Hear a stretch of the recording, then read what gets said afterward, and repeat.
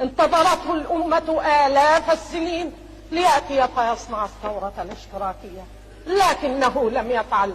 وأقولها لأشهد الدنيا أننا في عهد الثورة، وأننا جيل الثورة، نملك حرية الكلمة وشرف الكلمة، ونعرف كيف نتكلم إلى جمال عبد الناصر كما نتكلم إلى أخ وإلى صديق وزميل، لا كما يتكلم محكوم إلى حاكم. أكان من الثورة الاجتماعية أن تأتي كارفين بأزيائها في هيلتون في عهد الثورة؟ هذه هي ثورة اجتماعية. أكان من الثورة الاجتماعية أن تدفع آلاف الجنيهات مكافأة جائزة لأبطال النجوم والكواكب السينما والشعب جائع؟ هذه أيضا ثورة اجتماعية.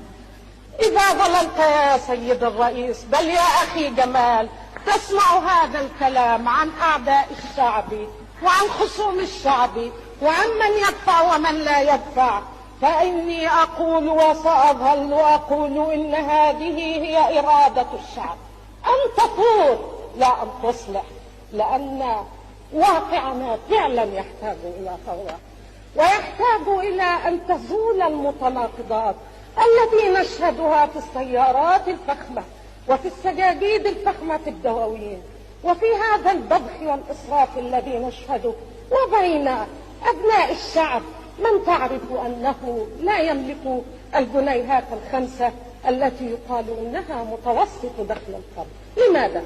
لأني حين آخذ 100 جنيه فهناك 19 من أهلي ومن شعبي لا دخل لهم على الإطلاق.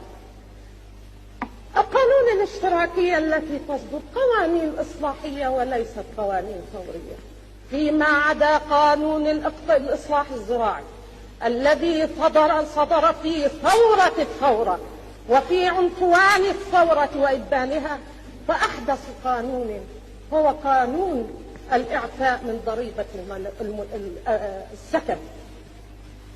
سيدي بل أخي جمال، لو جاءتك الأرقام والإحصاءات لعلمت أن من هؤلاء الذين انتفعوا بهذا القانون أغنياء،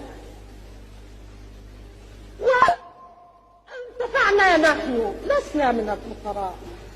انتفع سادة مرتباتهم فوق 1000 و2000 انتفعوا بهذا القانون، لأن بينهم من كان يسكن ب20 جنيها في قصر في الإيجار القديم. لماذا لا تصور يا أخي جمال؟ إن الثورة لا تنتظر الإذن، وإذا كان تنتظر الإذن فقد فوضناك من قديم الزمان. وقد سمعتك بالأمس تقول لو جاء أعداء للاشتراكية، أو لو ارتبت في أن الذين يصلون إلى المؤتمر ليسوا اشتراكيين فستعود وتلبس الكاكي. لست في حاجة إلى هذا، لأن الأمة كلها معك والشعب كله معك، وليس صحيحا أن الذين يدفعون هم أعداء الثورة، فنحن نريد أن ندفع جميعا. ولو طلب إلينا جمال غدا أن نحزم مربط الأحزمة على بطوننا لفعلنا، لكن